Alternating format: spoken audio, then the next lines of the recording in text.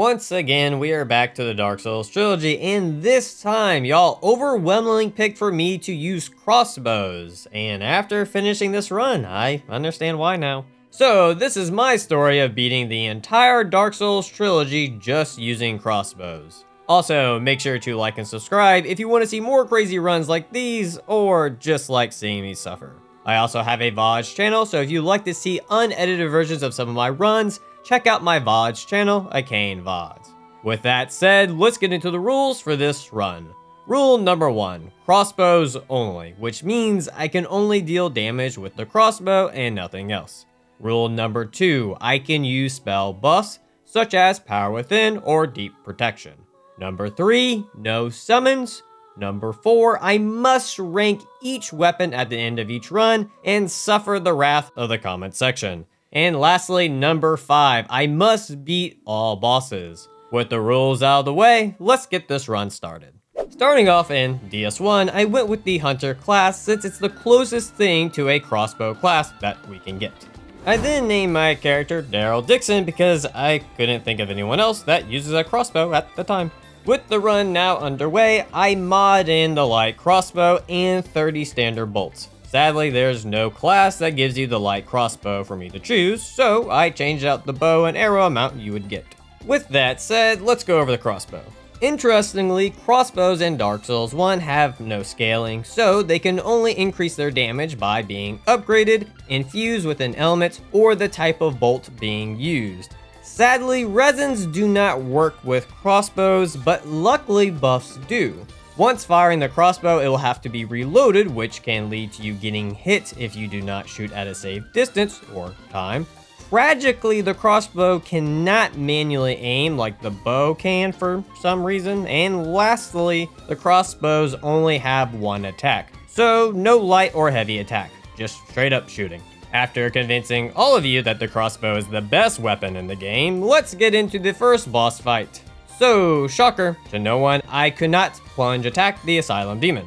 I also found out real quick the reload time for the light crossbow is not so quick, which does become a slight reoccurring problem in this run. The most interesting thing to me was that it took 18 bolts to kill the Asylum Demon, whereas in my bow only run it only took 14. I could tell from this moment this might be a tough run.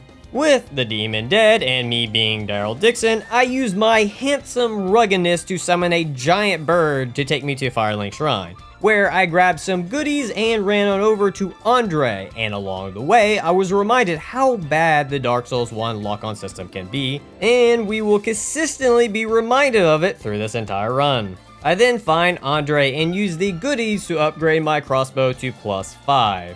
Tragically, I did not have enough souls left over to buy a decent amount of bolts. So I farmed the locals in the area until I had over 100 standard bolts. I then headed back to Firelink Shrine to get the binoculars because people on the internet said it would help with manual aiming. Those dirty, dirty little liars. With that done, I took on the Capra Demon, which was not as bad as I was expecting it to be. I got lucky that the dogs ended up getting stuck behind the Capra Demon, so I was able to snipe one through the tree and got the other one after it got knocked down. From there, I just shot the Capra Demon to death.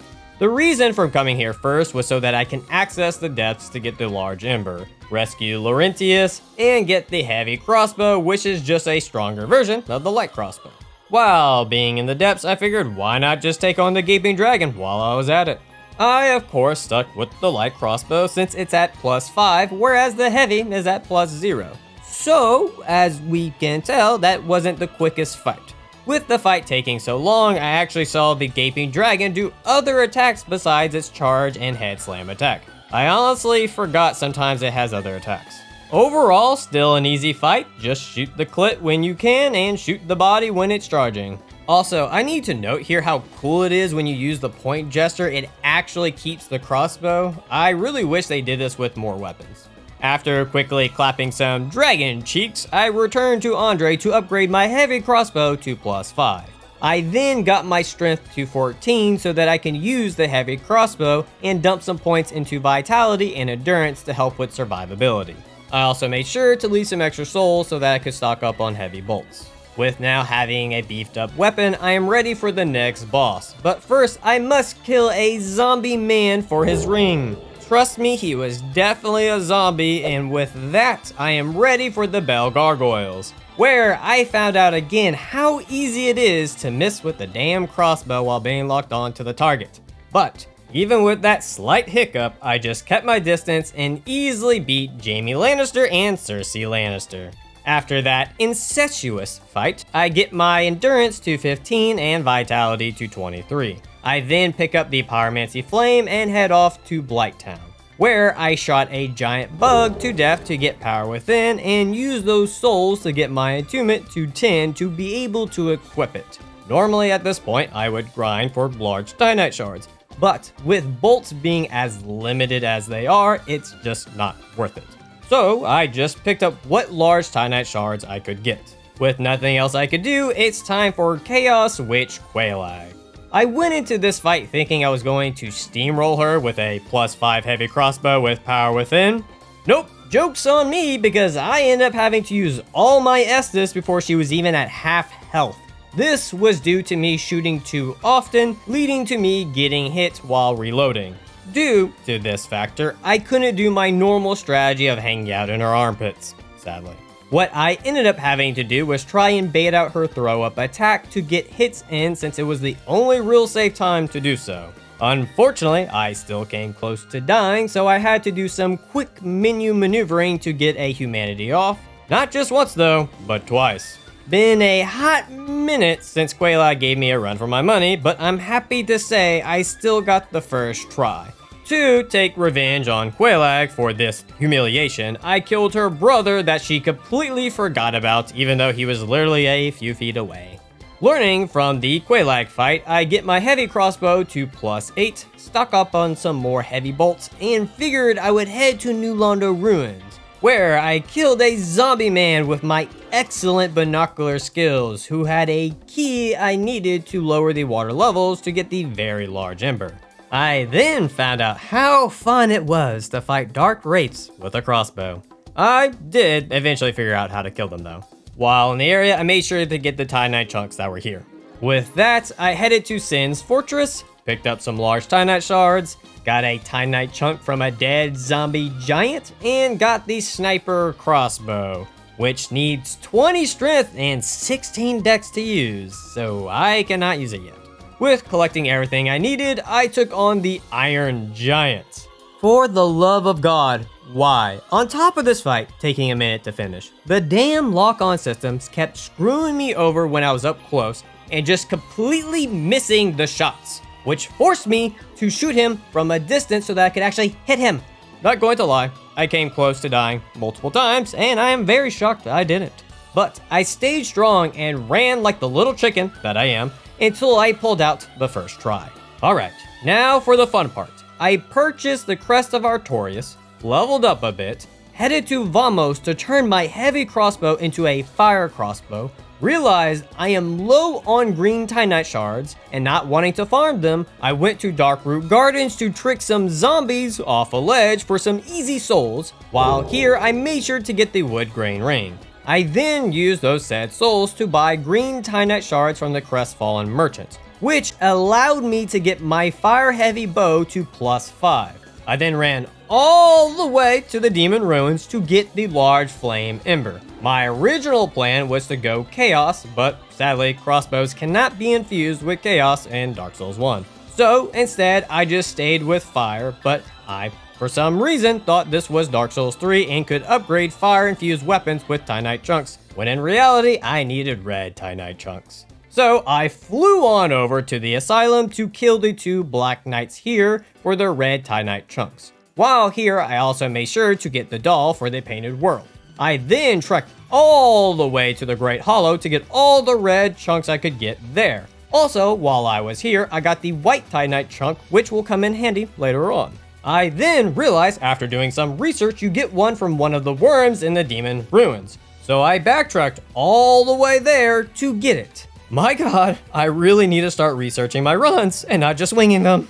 With all that shit done with, I can get my fire crossbow to +8 and take on the boss I did all this work for, Ornstein and Smo.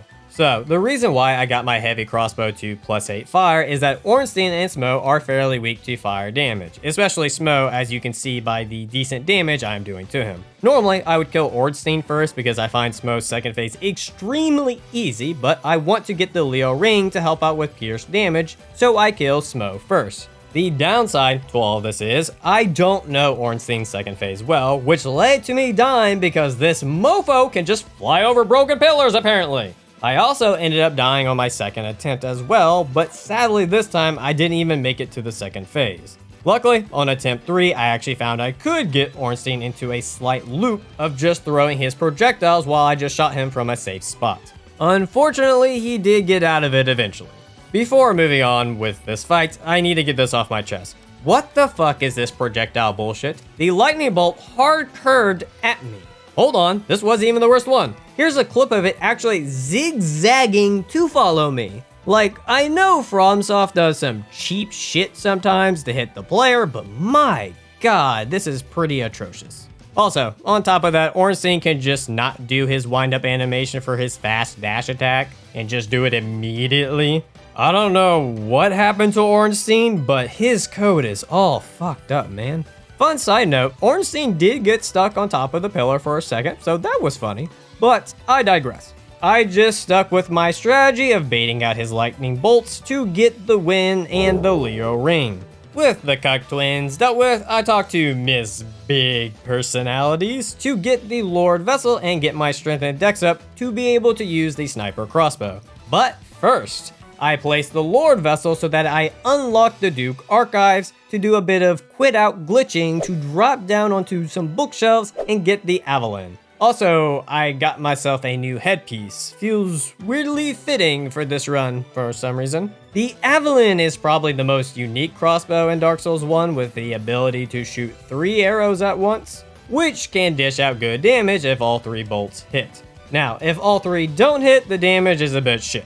So to help that out, I upgraded both the Sniper Crossbow and Avalon to +10, but I only infused the Avalon with Lightning, which I got it to +2 and bought a handful of Lightning Bolts, which sadly is the only element that bolts can have. And with that done, I can test this bad boy on Seath the Scaleless. Not going to lie, I was expecting the damage to be much higher than 366. I think FromSoft here might have made the damage a bit too low for this weapon. Since using it will cost you 3 bolts instead of 1, this damage output is relatively low. Granted, you dish the damage out much faster with the Avalon, but it will cost your wallet a pretty penny to do so.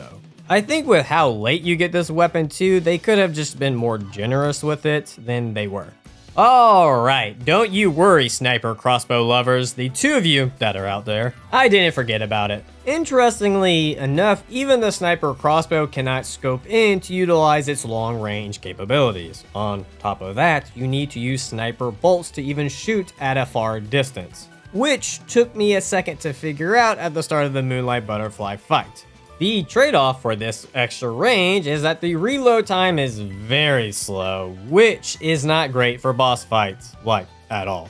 But I did make sure to use it for multiple boss fights. After sniping the insect, I get the Divine Ember for later, pay Pinwheel a visit with the Avalon, which fucked him right up.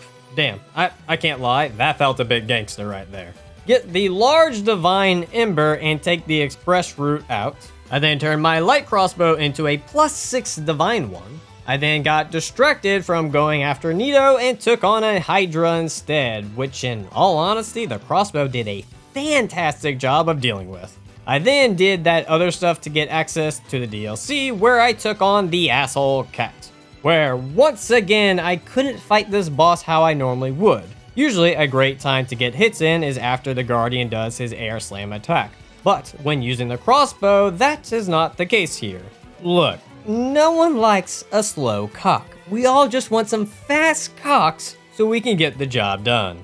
Isn't that right, men and women of the IAU? What I ended up having to do was wait for him to do this dive bomb attack to get hits in. Riveting gameplay. Afterwards, I found a zombie mushroom that I made sure to take out. I have played The Last of Us and I know what zombie mushrooms are capable of. I then stumble upon another infected NPC with the zombie virus that has some nice clothes that I wouldn't mind wearing. Also, why does Chester get a cool ass leg sweep but I don't get to do shit with a crossbow but shoot? Extremely unfair. With now having a new fit, I paid an old friend a visit. A very up close and personal visit. Nothing like shooting a load into some demon ass. Oh, wait, I was supposed to say a load of bolts there. Whoops. I then get the Sniper 2 plus 14 and the Avalon 2 plus 5 Lightning to snipe the Taurus demon to death before I forget about him, and take on Nito. I use the plus 6 Divine Light Crossbow to take out Nito's skeletons, except his last one because he kept stealing the damn kill from me. Jesus, Nito, if you don't like them, just leave them dead, you big bully.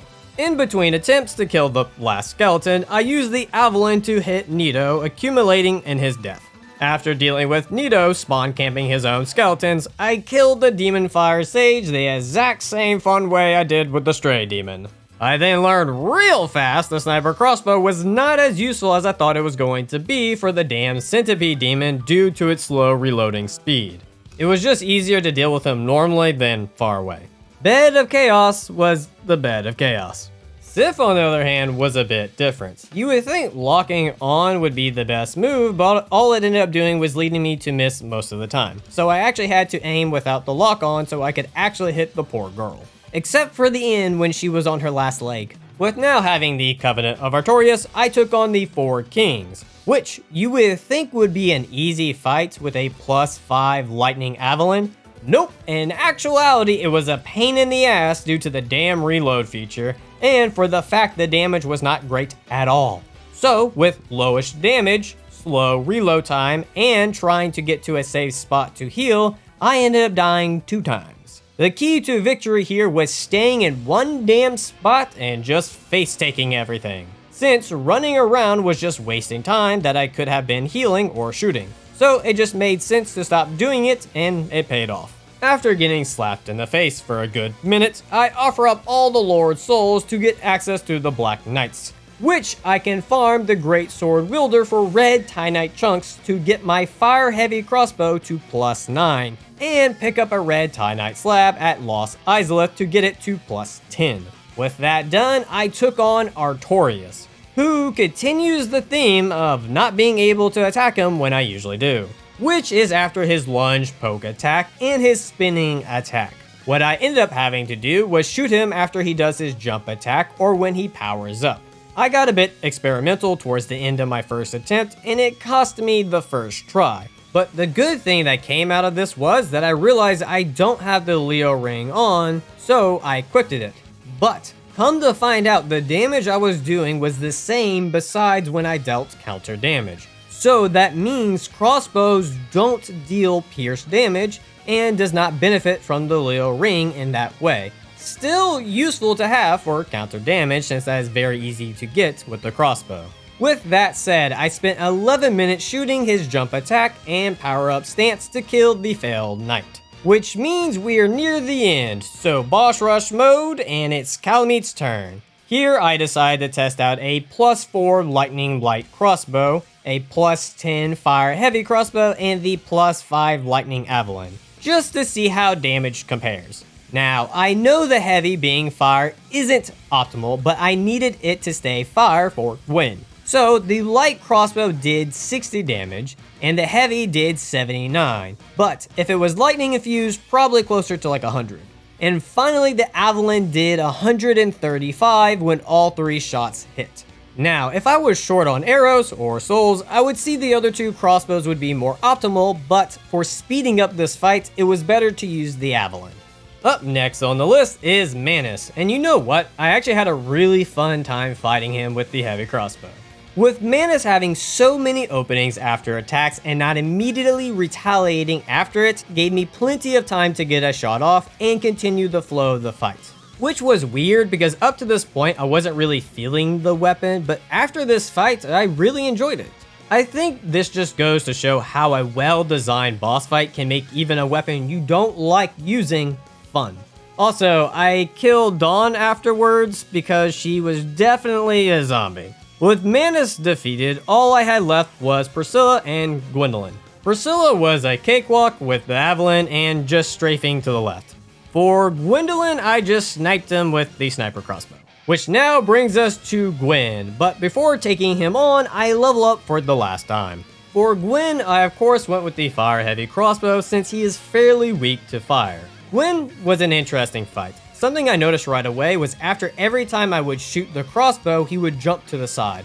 No matter when I attacked, he would do this. So that means I can safely shoot him after he jumps. Except for the first 3 attempts, that didn't go as planned.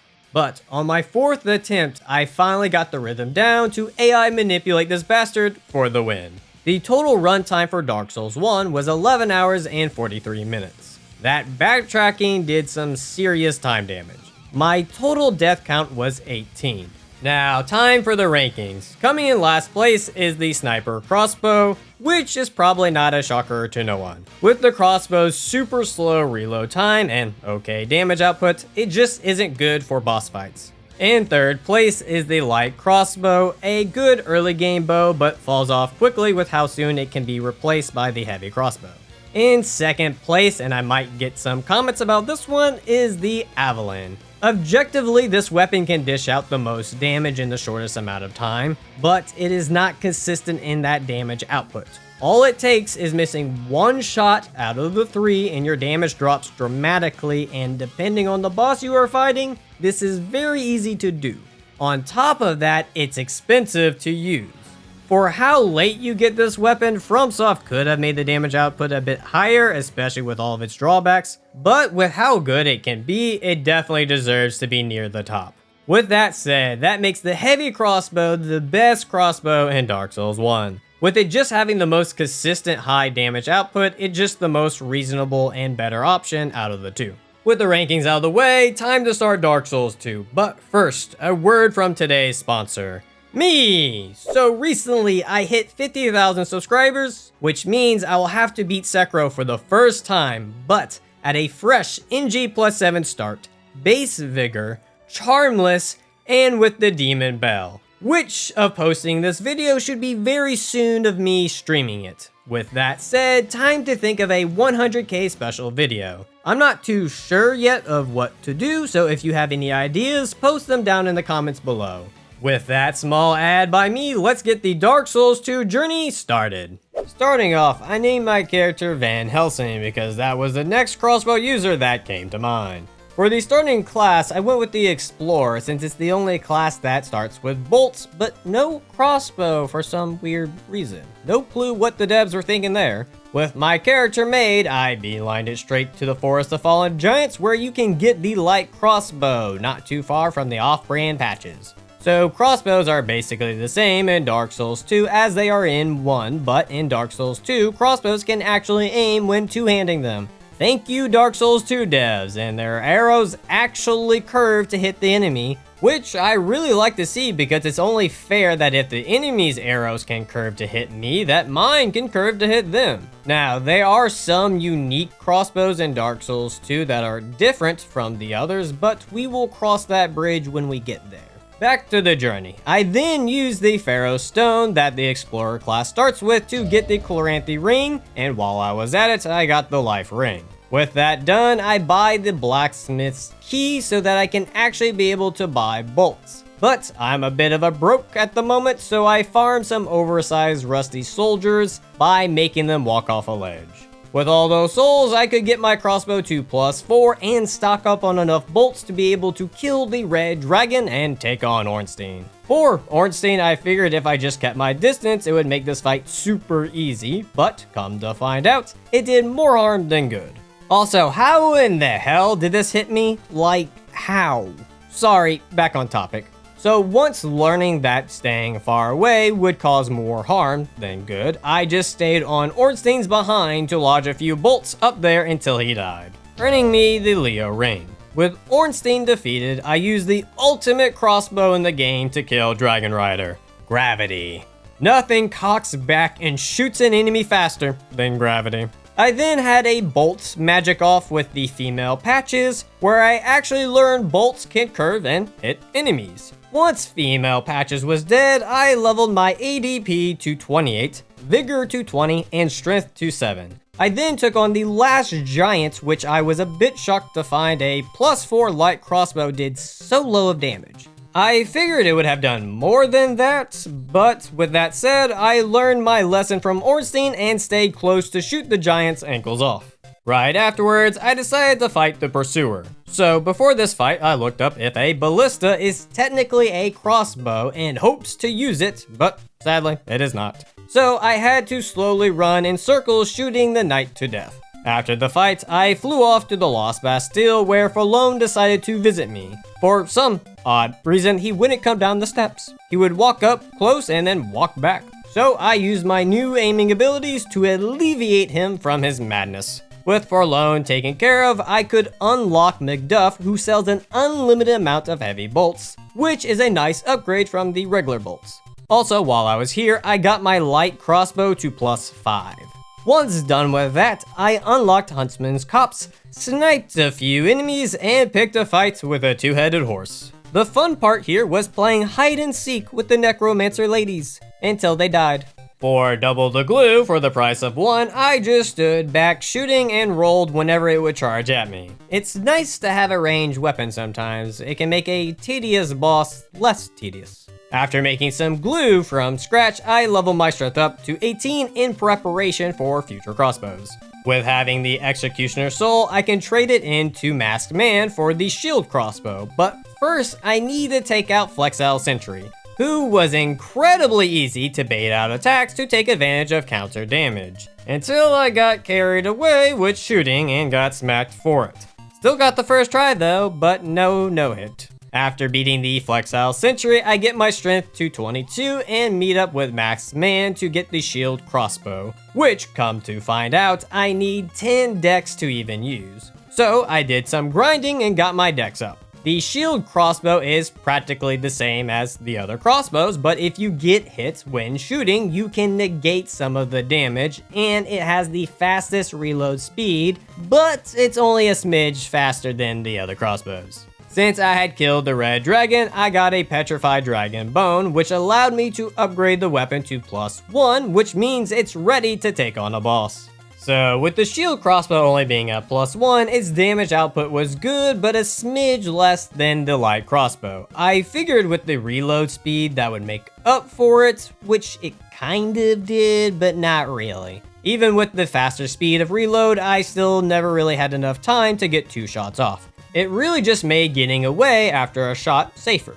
Damage-wise, the light crossbow was better, so I ended up using the shield crossbow for dealing with the skeleton lords and using the light crossbow for the minor skeletons. With the skeleton lords defeated, I start working on increasing my dex for future crossbows. Speaking of future crossbows, there is a +3 heavy crossbow in Harvest Valley, but first I needed to snipe some spicy fire ladies, fail super hard at some hardcore parkour, to finally make it to the chest with the heavy crossbow in it. With the light crossbow about to be out of commission, I decided to give it a farewell boss, and what better boss for it to say goodbye to than the Covetous Demon. Until the fight felt like it was dragging out, so I switched to the shield crossbow to speed up the fight. After the fight, I used the Demon Soul to buy some large Titanite shards to get my heavy crossbow to +6, and while I was at it, I raw infused it. Since it doesn't have any scaling, infusing it with raw will help out its overall damage output. But as you can see, it's nothing crazy.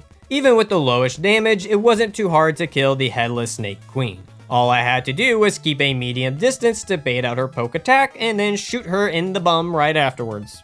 I then leveled up my dex to 15, strength to 25, and endurance to 8. Once done leveling, I headed to the Shaded Woods to get the +1 version of the Chloranthy Ring. I then started sniping a Scorpion Man for the second Dragon Ring, but while I was here with an easy target, I wanted to test whether the Leo Ring actually helps out with damage that a few commenters had pointed out.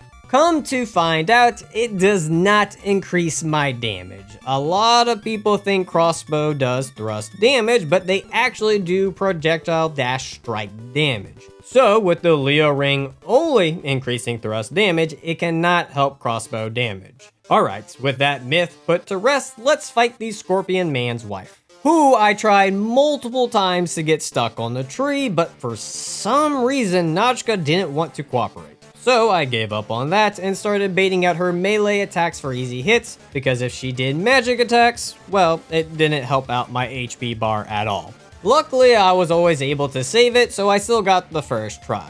At this point, I pushed on to the congregation where it played out like any other congregation fights, but when the Prowling Magus was left, I could snipe him in the head for extra damage, so that was nice. So I did all this to fight Bowman Guthrie, or however the fuck you say it. Motherfucker thinks he's so cool having 2 repeating crossbows, but joke's on him, I know his weakness. Slow ass reload times. I thought by beating him I would get an Avalon, but sadly that was not the case.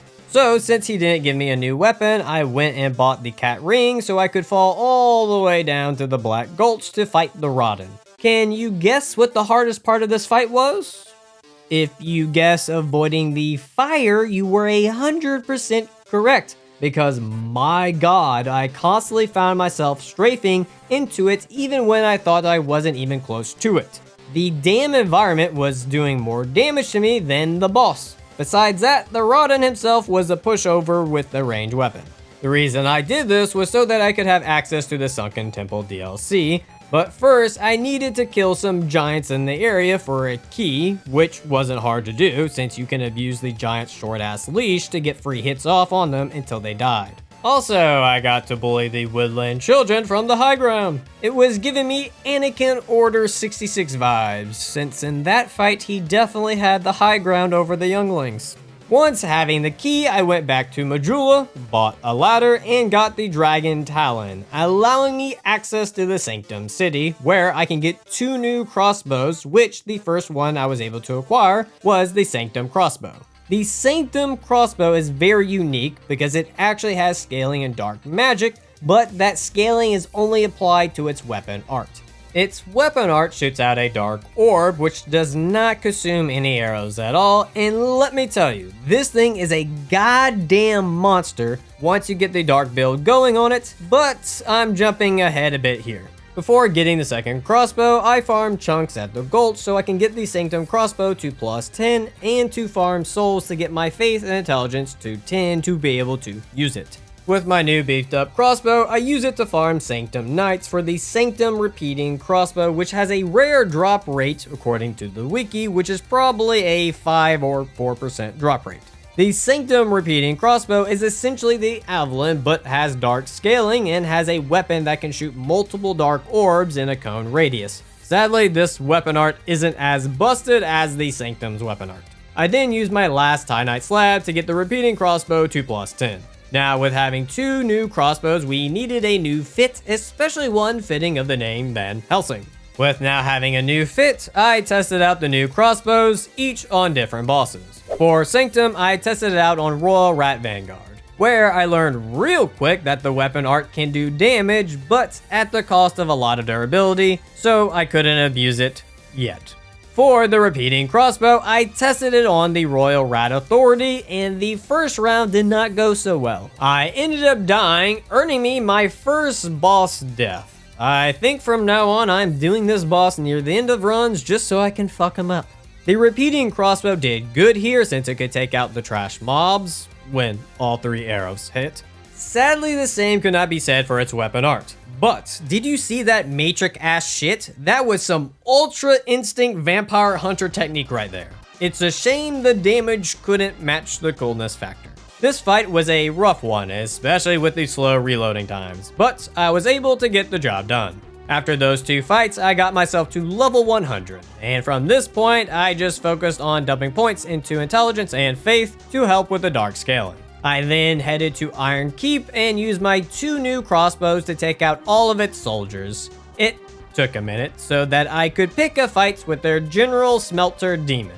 For the start of this fight, I went in with the repeating crossbow, but I found the damage wasn't worth the amount of bolts being spent. So I switched on over to the Sanctum and the Dark Orb damage was a lot better. Who would have thought Smelter Demon's weakness was some purple balls? Much worse than blue balls, trust me. Tragically, I still didn't have access to repair powder yet, so I had to finish the job with the heavy crossbow. With this Smelter Demon dealt with, that just left his stepdad to deal with, who apparently is more resistant to purple balls. Don't worry, they will be doing some big damage later. With using the Smelter Demon Soul to restock arrows, I could use the repeating crossbow to mow down this big fella. After beating the old Iron King, I wanted to see if I could access Drainlick Castle, but sadly you do have to beat all the 4 lords to unlock it. So I bullied the spider mama by baiting out her beam attack, or when she would try and poke me since she couldn't reach me. Just make sure to not hit her leg. That sadly happened a few times. I then immediately rush over to fight the Lost Sinner, and this was the first time I have ever fought her without lighting the torches, and I have to say it felt the exact same. I didn't have any issues with seeing her attacks or locking onto her. Afterwards, I ran into Aldia, who I told that y'all named his dog Ornstein since he is loyal, and his cat Smo since if he died, the cat would give no fucks and would eat his remains. With now having all the 4 Lord Souls, I can now buy repair powder from stay-at-home Ghost Son. But I noticed he had lightning bolts, so I made an impulse buy. Let's be honest, we've all been there. At this point, I wanted to get the build going, so I infused the Sanctum with Dark so that its weapon arch can do even more damage, and I infused the repeating crossbow with lightning in hopes it would help out when using lightning bolts. I then get the Frozen Flower to unlock Elium Lois to get the Dark Clutch Ring to help with the damage, and as you can see, the damage is a lot better. If it wasn't for my impulse spending, I could have done this whole fight with Sanctum, but repeating crossbow had to finish the job. I ended up repeating this same strategy with the Looking Glass Knight, but with him being a bit beefier, the fight went on so long he got to summon help twice. I am really regretting not buying that damn repair powder now. I popped Glass Knight's soul to level up to 123, and I finally buy a single repair powder, because I'm a broke ass bitch. I then get my revenge on the Shrine of Amana from my previous Trilogy run. I made sure to murder everyone. Jokiness aside, it was stupid easy to get through this area thanks to the crossbow, which really makes me think the level was designed around you sniping all the enemies in the area. With that done, I took on the frog boss, who I nuked the shit out of with the Sanctum crossbow. You see, it's slowly coming together now. This weapon is basically the Peacemaker from Jak and Daxter 2. Man, that was such a great game. It's sad we don't see more games like that these days. After reminiscing on the good old days, I made it to the crypt to get the Avalon, which works the exact same way as it did in Dark Souls 1. I then upgraded it to +10 and raw infused it to help out with damage. It's time now to test this bad boy on Velstadt. But not just that, it's also time to test out dual-wielding repeating crossbows. Tragically, it's not that great. The damage is just too low to justify the usage, especially when it's taking up 6 arrows per shot. I went from a total of 416 bolts to a total of 290. That's a lot of ammo gone on one boss, and a lot I'll have to buy back. Before moving on any further, I made sure to pay Ruined Sentinels a little visit. For Sentinels, I gave dual wielding another shot and found out the reloading speed is even slower, leading to the boss getting easy hits on me. I should have just switched to the Sanctum, but I will finish what I started. For Gargoyles, I blew those son of a bitches up. I was not playing around anymore. With those two taken care of, it's time for the Red Dragon, and he's dead. After sniping a dragon to death, I obliterated the giant knights blocking my way to the 3rd dragon ring. Ah yes, Ancient Dragon. Spam Sanctum weapon art, repair powder, repeat, and win.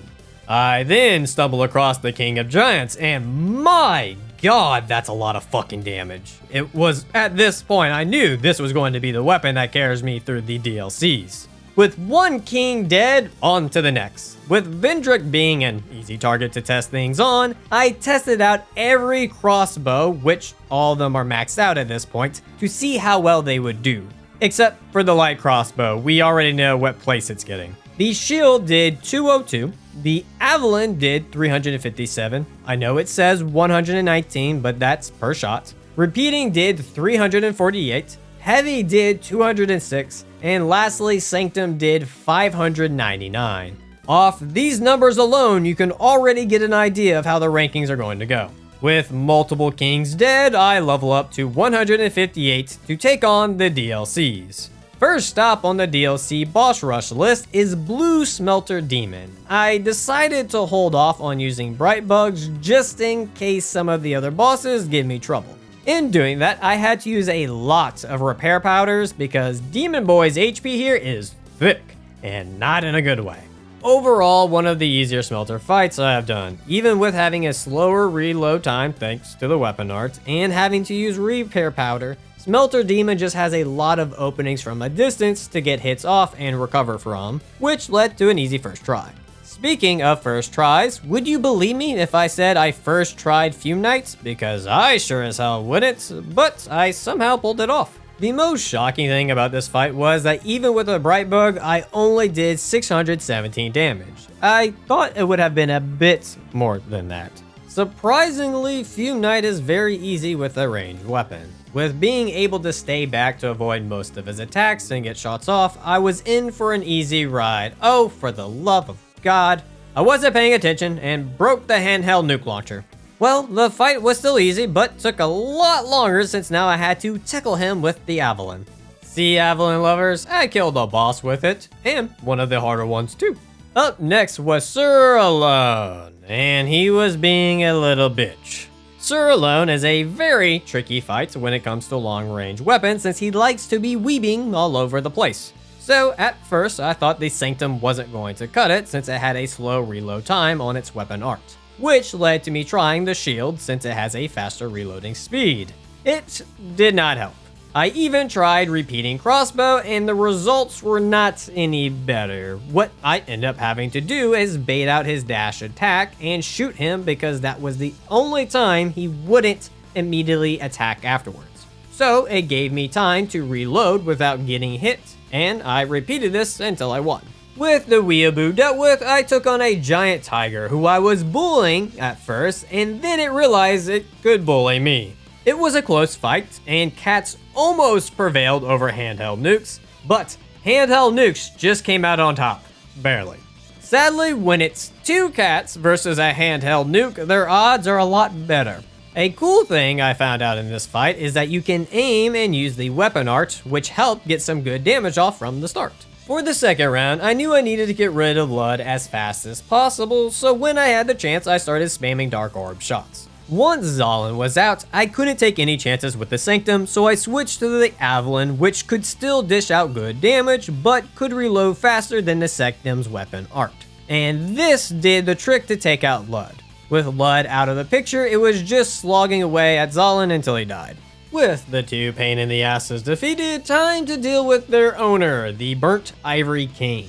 I ended up buying some magic bolts, thinking it would help with the soldiers, but it didn't help at all, so I ended up switching back to the Sanctum to get the job done. Yeah, this fight was a bit of a doozy, and probably should have died multiple times, but with a fuck ton of healing items, it kept me alive. For this fight, it ended up being like Sir Alone, where I just needed to bait out one attack, which in this case was the King's jump attack. Afterwards, he just chills there for a second, so it made it easy to shoot and reload without being slapped. So with the power of crack and nukes on my side, I pulled out the first try. Up next, the Sunken Temple DLC with the Three Stooges. I went straight for the Lady Archer here since she was the most problematic. I ended up having to trade blows with her for the most part to get hits off. Otherwise, she would just dodge my attacks. Once she was out of the picture, I went for the casual Dex main user, who apparently does not know how to dodge. Might secretly be a strength main. With the Dex imposter out of the picture, that left the actual strength main, and we know he's the actual strength main because he took my load to the face every time. With the Three Stooges 10 feet under, it was Alana time. At the start, her fight was pretty chill, could easily weave in and out of her attacks and get clean hits off. Even when she summoned her skeletons, it didn't change much. But when Velstadt came out, that was a whole nother story. With him always chasing my find behind, I had to switch to the repeating crossbow for faster reloads. But even then, he found a way to smack me real good. Joke's on him though, I still got the kill. Up next, the dragon who is weak to long-range attacks, because this dude did not put up a good fight. I wanted to get the air kill, but underestimated the power of the handheld nuke. After that fight, I went to Macduff to infuse the Avalon with Enchantment for the Dark Lurker fight. I figured with the Lurker being relatively weak to magic, that having a bow that increases magic damage with magic bolts would do the trick. Sadly, the damage is not what I wanted. I even tried Sanctum, but we all knew that just was wishful thinking. So it just became spam Magic Bolt and tank through every hit to get the win. With Lurker defeated, that left Dumb and Dumber, which I used my last Bright Bug on to get them over with. For Nassandra, of course, Sanctum was out of the question, so I went with the Avalon, but should have used the repeating crossbow, but I didn't feel like menu maneuvering at the time. So I just ran in circles shooting until she died. For Aldia, I of course had to finish with the dual-wielding repeating crossbows, because it would just be wrong not to finish in style. The run time for Dark Souls 2 was 16 hours and 8 minutes, with a total death count of 22. A bit shocking, I was expecting it to be much higher than that. With that said, let's get into the rankings. In last place is the light crossbow. It's great at the start, but its damage just can't keep up with the other bows. In 5th and 4th place is the shield crossbow and the heavy crossbow. These two are interchangeable. The heavy can out DPS the shield, but the shield can reload faster and get more shots off. Depending on the situation, one can be better than the other. In 3rd and 2nd are the two repeating crossbows. I put them above the heavy and shield because even with the slow reload time, the fact that arrows and bolts in this game track enemies, it makes it less likely you will miss. With that, I also see these two being interchangeable. The Avalon could dish out more damage, but with the right build, I could see the Sanctum repeating crossbow out DPSing it. And of course, first place goes to the Sanctum crossbow.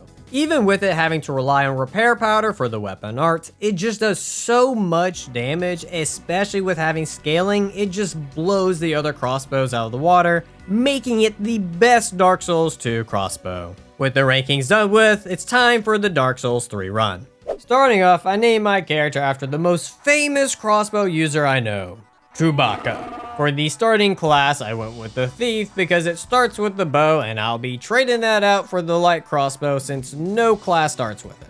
The crossbow for the most part is the same as it is in the rest of the series where it does not have any scaling and it retains the manual aim from Dark Souls 2, but in Dark Souls 3 you have to manually reload your own shots. Which is actually great because you don't have to worry about getting hit due to the slow reload times. You can tell if the crossbow is loaded or not by the arrow icon to the right of the crossbow. Also, all crossbows but one have the same weapon art, Tackle. Tackle allows the user to knock back an enemy to be able to shoot them. Usually really good for dealing with shield enemies. With that weapon run over with, let's get into the Gundyr fight. For anyone that has done a magic run or a bow run already knows Gundyr is super weak to range attacks because he just can't hit you. Luckily for me, most bosses in this game are weak to that. With Gundyr feeling the force of the Resistance mightiest and most sexiest warrior, I get to Firelink Shrine, pick up the covetous Silver Serpent Ring because I will need all the extra souls I can get, and hit up a Sith looking merchant to buy some wood bolts. I then dump my remaining souls into Vigor since I don't have to worry just yet about Strength and Dex. With that done, I head off to the Great Wall of the Empire, snipe one of the Sith's evil abominations to get a Titanite Shard, kill a little rock dude for a raw gem, which was pointless since you can't infuse crossbows in Dark Souls 3 because FromSoft hates crossbow users. I then pick up some more Titanite Shards in the area, grab the cell key to free Greyrat because I figured I would be needing him, and I guessed correct since he sells standard bolts. I then proceeded to get my light crossbow to +2, stock up on more wood bolts, which FromSoft made the lovely decision to only allow the player to hold 99 of, basically giving the middle finger to bow and crossbow users. On my way to Vort, I stumbled across a Sith, and being part of the Rebel Alliance, I had to take them out. And with that, I was ready for Vort.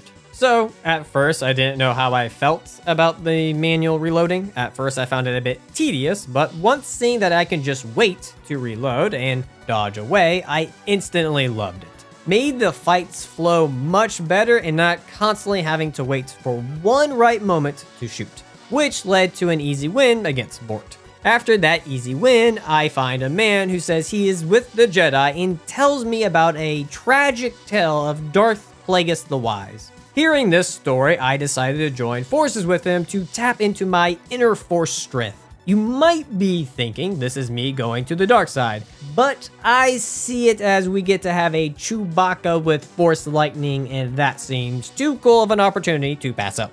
Once becoming one with the Force, I played Dark Souls 3 as a first-person shooter, and my target was the cursed-rotted Greatwood. Well, until at the end there, where I switched to my third-person shooter. I then used the Greatwood Soul to get my dex to 14 in preparation for future crossbows, and work on getting my faith to 20 in preparation for deep protection. Speaking of preparation for deep protection, I free Blind Girl to be able to give her the Tome later on to get deep protection.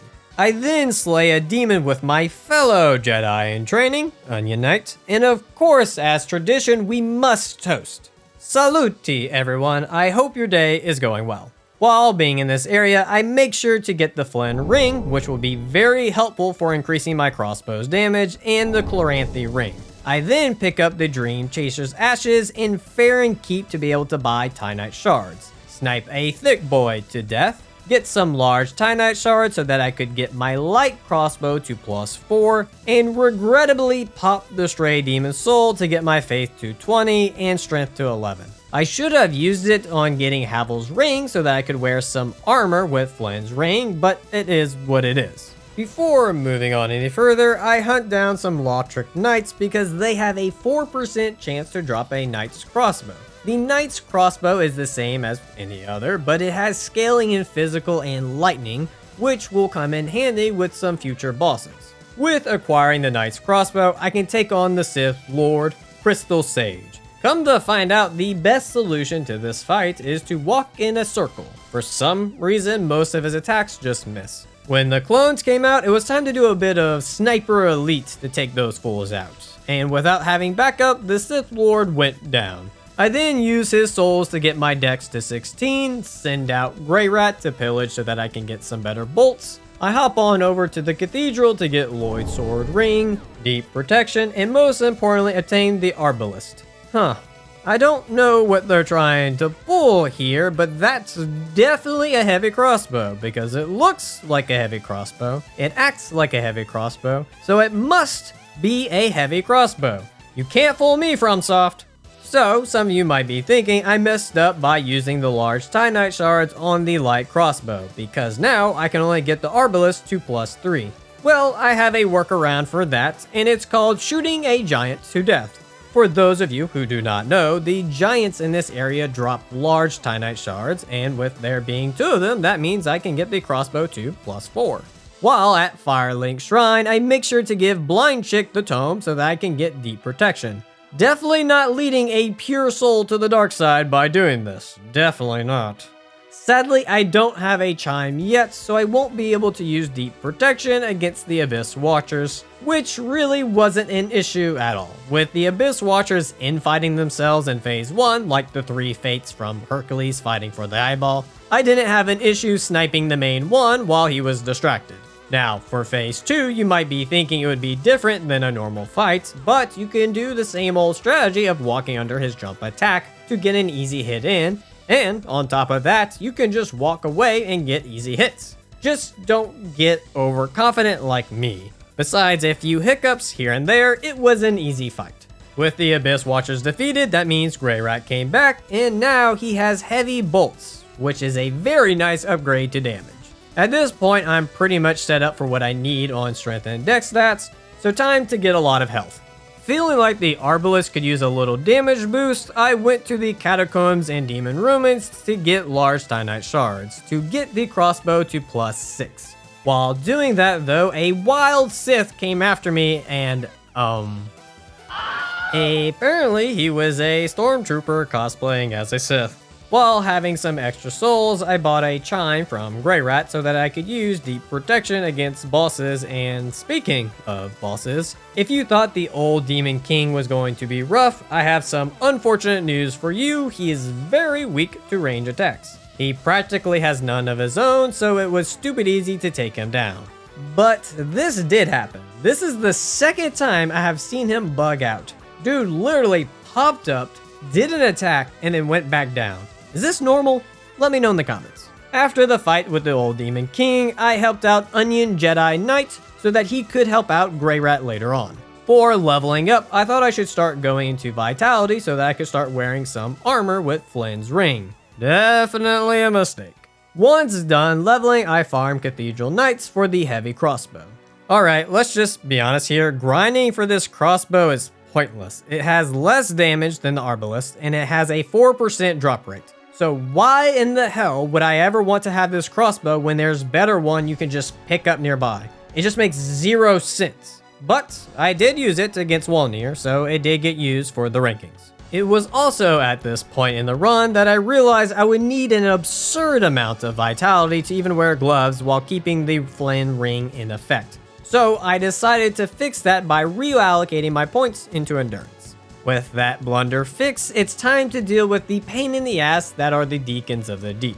This fight was pretty annoying since I needed to kill the main Deacon before I would be cursed. So I thought if I just stayed back for a bit, I could lure his meat shield wall away to then DPS him down. Which almost worked until I was one shot away from victory and got ganged up on. Tragically, the second try wasn't even close with me getting cursed early on. So the strategy became to lead the hordes as far back as I could, and when the main Deacon would show up, I would stay close, circling him so his meat shields wouldn't stay in one spot.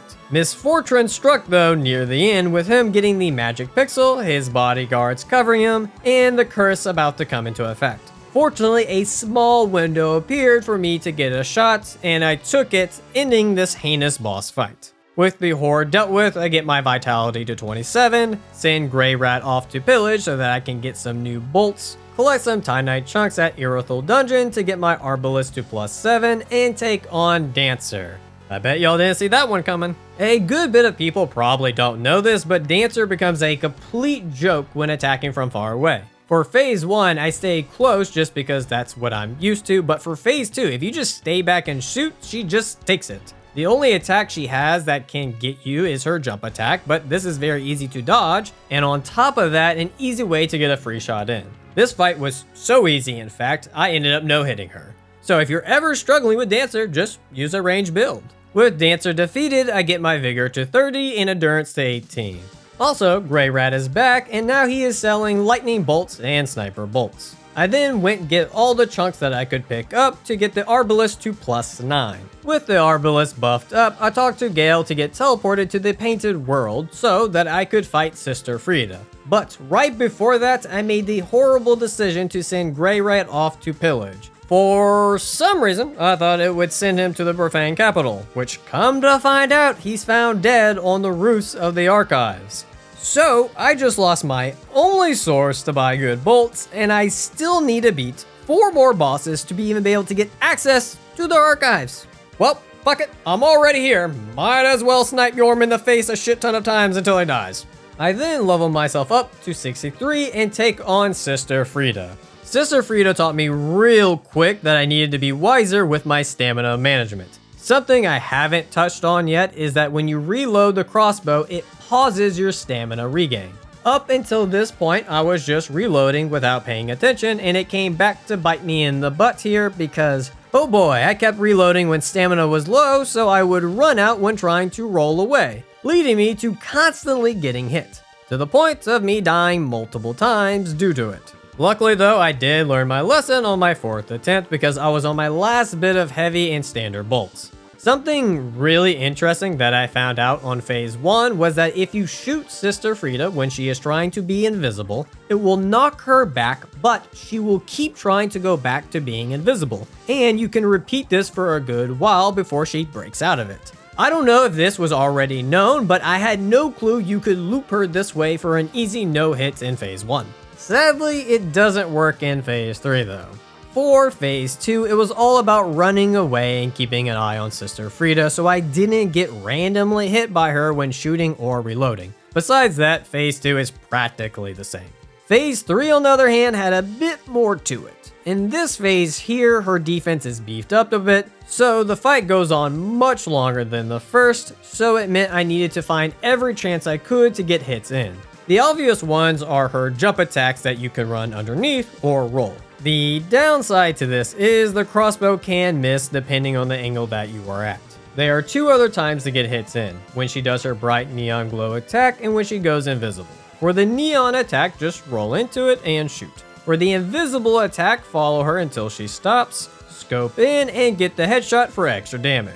Besides that, it's just running away and attacking when the opportunity appears. But that's not to say it didn't get close at times, because oh boy, I was shitting bricks when she grabbed me. Luckily, that was not the end there, and I was able to pull off the win, leaving me with just 31 heavy bolts and 55 standard bolts. I hope that's enough for the next 3 bosses. Speaking of those 3 bosses, I decided to take on Dragon Slayer armor first because I figured Pontiff and Aldrich won't be too hard if I had to use wooden arrows. Come to find out, he wasn't as bad as I was expecting him to be. He was fairly easy to hit. In some cases, he would just do nothing but walk towards me. The real challenge of the fight was the damn butterflies, since they can just attack off screen. So I spent more time trying to avoid them than actually fighting Dragon Slayer, but even with the butterflies being nuisances, I was able to get the first try with 2 heavy bolts to spare. Up next on the chopping block was Pontiff, who I knew from my Faith only run and Intelligence only run that he's very easy to deal with at range. Well, in phase 1 that is. In phase 2 things get a bit tricky with this clone, but fortunately the clone will just get accidentally hit because it likes to pop up behind Pontiff to the point it ended up getting killed, leading to Pontiff with no backup to stop me from killing him. Once done there, I level up my strength a bit in preparation for the Avalon and the repeating crossbow. I then grab the Eastern Ashes to help with upgrade materials and take on Aldrich, who had a field day spamming his purple balls again. This must have been how the DS2 bosses felt. They have my sympathy. I had a few lightning bolts that I had purchased before Grey Rat leaving, so I made sure to equip them just in case 33 standard bolts wasn't enough. I do have to say, the crossbow is really good for this fight.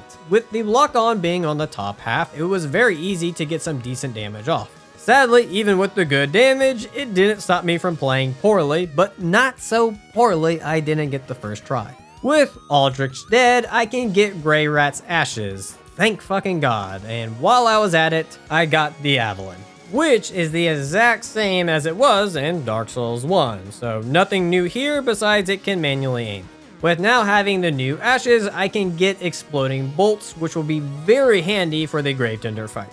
Before moving on, I head on over to the DLC to get the +3 Ring of Favor.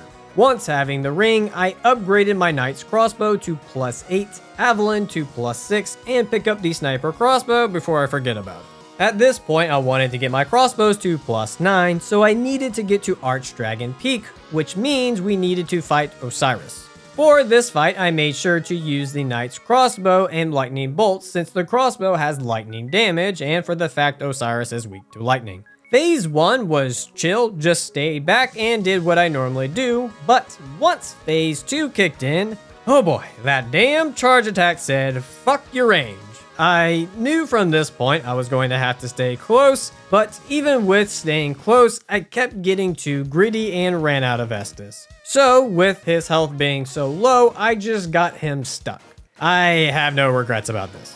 With that close call over with, I ran on over to Archdragon's Peak, where I get the Lightning Clutch Ring and to shoot a dragon to death. That's right, when I said crossbow only, I meant crossbow only.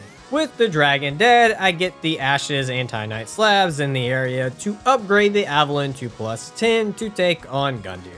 Gundyr is no harder than he was at the start of the game. With the Avalon, it was nice to get multiple hits in since occasionally one of those extra bolts would get a headshot. But I feel the 3 headshots is still not worth it since you can still miss, and for that fact it will cost you more to use it. After the fight, I level up to 80 and my vitality is high enough I can wear gloves. Look at me moving up in the world. With only a few bosses left and stats pretty much all set, I think it's time for boss rush mode, and first up is the Demon Prince. This fight was actually a bit tricky, so I am used to not locking on, which makes it easier to see both bosses, but with needing to lock on to get shots off, it led to me getting hits and toxic, which just meant game over right there. Sadly, this happened twice. So I learned my lesson, I bought some moss and divine blessings and went back in, which was the right call because I did get toxic again. With now having the moss, I actually stood a chance in phase 2. The massive downside of phase 2 is how much damage I do and how much HP this boss has, because my god, it took a lot of bolts. For the most part, this phase is straightforward. Just shoot from a distance, and when he does his beam attack, get close. But even with how simple that is, when a fight goes on this long, it leads to slip-ups, and sometimes leads to really big slip-ups. That divine blessing 100% saved this attempt. Without it, I wouldn't have had enough Estus to keep myself going until the end. Up next is the boss you get when you're nice to the intern and let them make a boss, and you forget to take it out before the game is released. So now we're all stuck with this horrible mistake. Why is this so bad, you ask?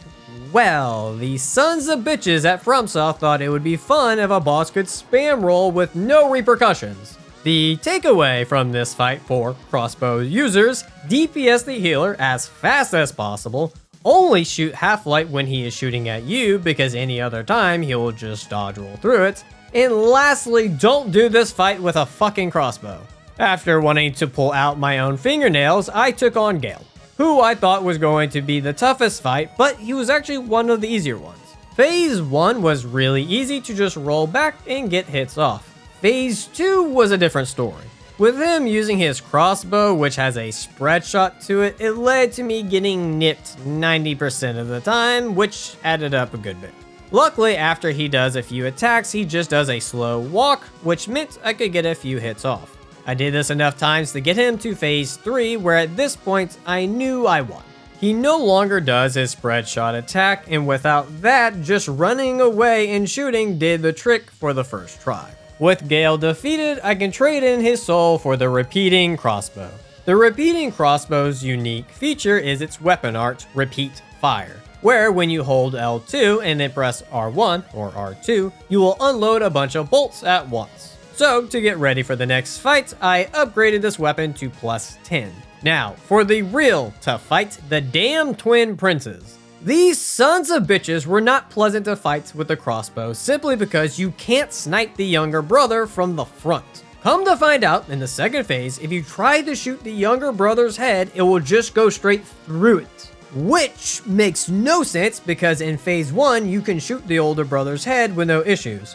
What the fuck, FromSoft? If it wasn't for this fight would have been a lot easier, but sadly I ended up dying 8 times. Phase 1 was simple: walk in, shoot the elder brother in the head for easy damage. Once he gets close, run away and shoot from afar. Which is practically the same strategy for phase 2 by running away because the elder brother will just walk towards you. Seems to be a big theme with most melee bosses. At this point, kill the older brother, run up to the younger brother and use the Gatling gun on him to get as much damage off as possible, and repeat this process until your weapon is on the verge of breaking. Then try and be fancy and kill the boss with the Gatling gun, run out of fucking ammo, freak the fuck out, menu swap bolts for dear fucking life, and get the fancy kill. For the love of fucking God, don't use the repeating crossbow in this fight! With me on the verge of being sent to an insane asylum, I take on the other boss the intern got to make. For dealing with the wolves, I used the Avalon to make sure it killed them in one shot. For Grave Tender, I had to switch to the Arbalist because Avalon was wasting too many shots. I ran into the same issue I did here that I did with Half-Life, where Grave Tender just wanted to roll non-stop. You might be thinking, what about Tackle? Well, he countered it 99% of the time, so it wasn't worth it. The only thing I found was when he would be running, I could get a hit off 85% of the time. So I did that until the wolf came out. Once the wolf was out, I switched to him and used explosion bolts, which deal 150 fire damage, which did really good damage to it. To the point I was able to kill it, but with no Estus left. Which had me scared because I had no sure way of getting a hit off on Grave Tender. I thought maybe when he does his magic attack, nope, that's not going to work. So I kept running in circles, testing until I found after he does his jump attack, I could get an attack off. So I ran for 5 minutes in a circle waiting for this one attack until the son of a bitch died. The game went from a chill run to a hell run real quick. That only leaves one boss in the DLC left, and that is Midir. So I tried to use the sniper crossbow here, which it did okay damage, but it's just not meant for boss fights. So I had to switch to Knight's crossbow to finish this fight off. I level up for the last time and take on the final boss, the Lord of Cinder, who was a walk in the park thanks to the Lightning Knight crossbow. He also too suffers from range weakness. The only time he got scary in phase 1 was when he went into his lance phase where he could close distances real quick, but even then it's not hard to dodge those attacks. I got very lucky he never went into mage stance, so it made for an even easier phase 1. For phase 2, he gets even easier because he will do his anime move where he just sits still and lets you abuse him. It was really cool though when he would shoot his lightning bolts and I would shoot my lightning bolts. But overall, an easy finish to this run. And with that, we conclude... Wait a minute. Oh, fuck, Nameless. Alright, Chicken is weak to lightning, so we use Knight's crossbow for easy kill. For Nameless, we switch to the Arbalest and stay back and watch Nameless just walk into his own death because for some reason he won't come after you even if you're running away, which leads to an even easier finish to this run. Okay, now the run comes to an end. Whew, that was a close one. Total runtime was 14 hours and 55 minutes, and total deaths were 44. I died a lot going from point A to point B. Now time for the rankings. Coming in dead last is the heavy crossbow. Whether or not it can deal more damage than the light crossbow, grinding for it is not worth the time sink. In 6th place is the sniper crossbow. It's a good weapon for utility, just not for bosses. In 5th is the light crossbow. Very good for early game, but falls off quickly. In 4th place is the repeating crossbow. I know I bashed on it a bit, but the weapon art actually did really good damage, and I could see it being a good choice for some bosses. The massive downside to this weapon is that you need to beat the final boss of the DLC to even get it. In 3rd place is the Avalon. It could do some really good damage and help with getting accidental headshots, but without the DS2 bolt tracking, it is easy to miss with and more importantly will cost you more souls to use. In 2nd place is the Knight's crossbow. With it being able to fully utilize lightning bolts and lightning clutch ring, you can make enemies and bosses crumble, but not every enemy is weak to lightning. Which just leaves the best crossbow in all of Dark Souls 3, the Arbalest. It is the most well-rounded crossbow in the game, it's very easy to get early on, and it makes some hard bosses in the game seem like they are on easy mode. I look forward to all the hate comments. With all that said, if you enjoyed this video and would like to see more like it, hit that subscribe button. At this time, I would also like to thank my channel supporters. If you too would like to support the channel or have your name in the video, you can click the Patreon link in the description or click the YouTube join button. I also from time to time stream my runs, so you can catch me streaming on YouTube or over on Twitch at Arcane Gaming. I want to thank you all for watching, and until next time, take care.